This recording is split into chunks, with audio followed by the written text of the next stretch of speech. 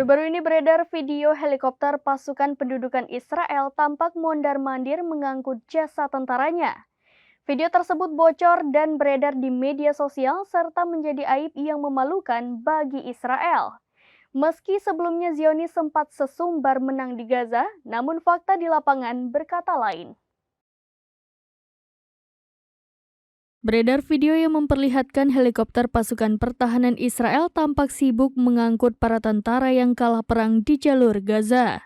Video tersebut bocor dan beredar di sosial media, salah satunya diunggah oleh akun X Software News pada Rabu 15 Mei 2024. Dalam video itu tampak helikopter IDF terbang di atas jalan tol yang ramai dan mendarat di rumah sakit di wilayah pendudukan. Setelah mendarat, para tentara tersebut ditandu dan dipindahkan ke sejumlah ambulans yang telah menanti di dekat landasan.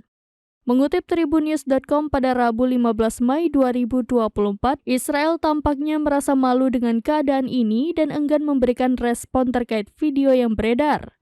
Sebab sebelumnya Zionis sempat sesumbar setelah menumpas ratusan bahkan ribuan anggota Hamas.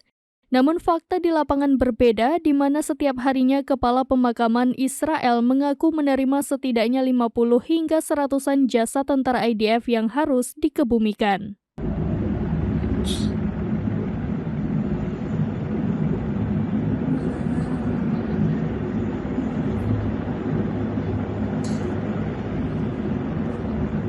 Demikian informasi terkini, Syedar Alun. Saksikan terus berita lainnya di kanal YouTube Serambi News, website dan Facebook serambinews.com.